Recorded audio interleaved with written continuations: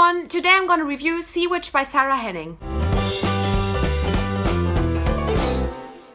I received an arc of this through Edelweiss in exchange for an honest review, and this book is released on July 31st. So this is a YA fantasy, and I'm not gonna give you a synopsis because this is a villain origin story of Ursula from The Little Mermaid, and I think that's all that I have to say about it. I feel like you are either a person that's kind of interested in these kinds of retellings or origin stories, or you're not.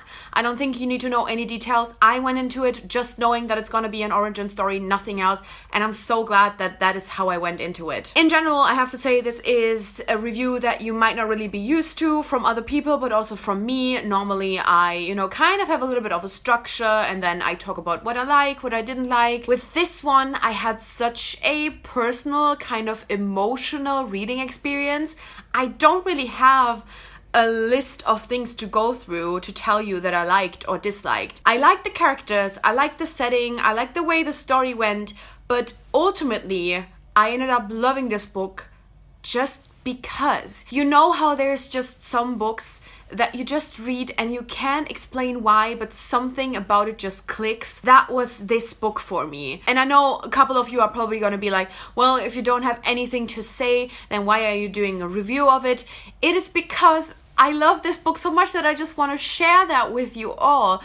I want you all to know that this is an amazing book that you should really pick up, that I would really recommend if you like The Little Mermaid, if you like villain origin stories. I think this is such an interesting take on Ursula, but also in general on a villain origin story. I think a lot of the times these kinds of retellings and origin stories have a very straightforward way to go. It's almost like you have read one villain origin story, you have read all of them.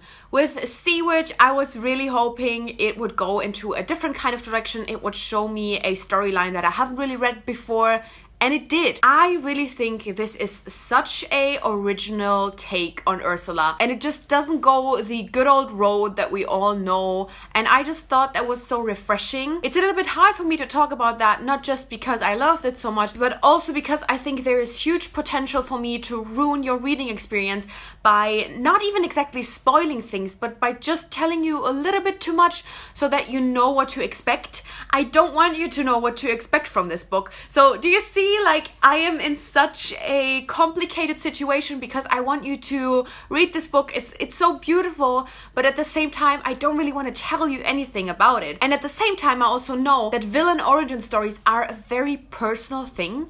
I think that these can be hit or miss solely on the fact that you might have a different portrayal or a different imagination of that character, and then it just doesn't fit with what the author is doing. I definitely think that sometimes that can just be why you will not enjoy a villain origin story. So I can't even wholeheartedly recommend it because I know some people might not like it because it doesn't fit the way they think of Ursula. For me, I think I tried to go into it with a blank page as much as possible. I like Ursula, but I didn't really have an imagination of why she became the way she was. So now, because of this book, I have a super clear picture in mind of who Ursula is, why she is the way she is, and I really think that is so amazing. And that's such a skill, pulling that off as an author who is not originally connected to the original fairy tale. Make it actual origin story that I find believable with the original fairy tale, but also with the Disney movie even.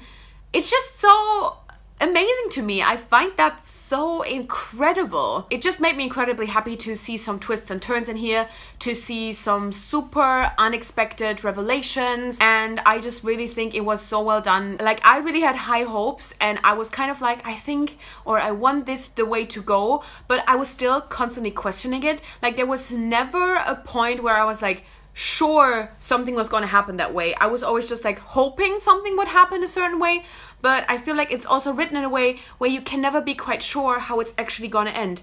Even though you obviously know how it's going to end. You know what I'm saying? You get why I love it? Isn't it incredible that Sarah Henning was able to write a story where you're honestly not sure how it's gonna go, even though you already know how it's gonna end? I knew the ending. I was just completely confused about the path that is gonna take us there. And I think that is so amazing. That is such a great skill. But as I said, mostly I just know my heart is saying I love this book, and I just really could feel myself falling in love with it with every single page. Like I could really almost like feel it creeping up on me. You know how sometimes it's like from one second to the other you're like, I'm in love with this book. With this one, I could feel it build up only when I actually finished it, and especially in the epilogue where I was like super emotional.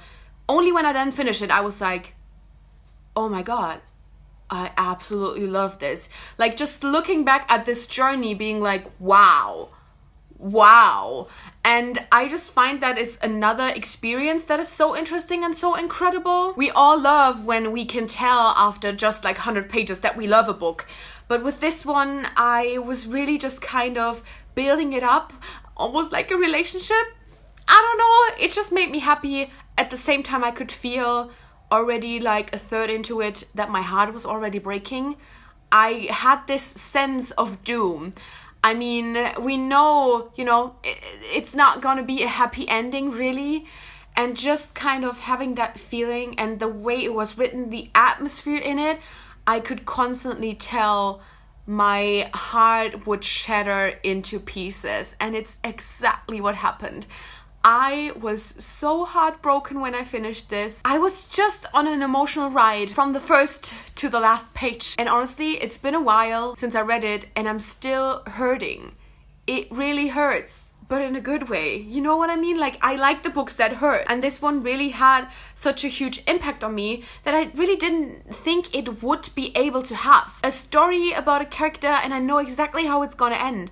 How is this able to make me cry so much? I think that's incredible. I'm just seriously so impressed with this novel, with the way it was able to make me feel.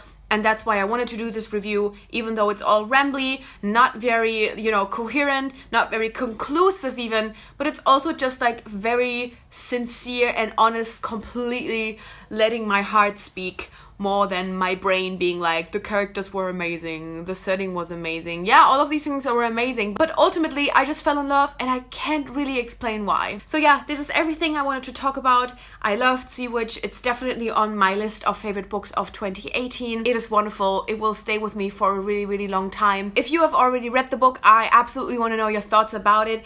And if you're excited for it, if you're looking forward to its release, please let me know as well. And thank you so much for watching. I guess I'll see you soon. Bye!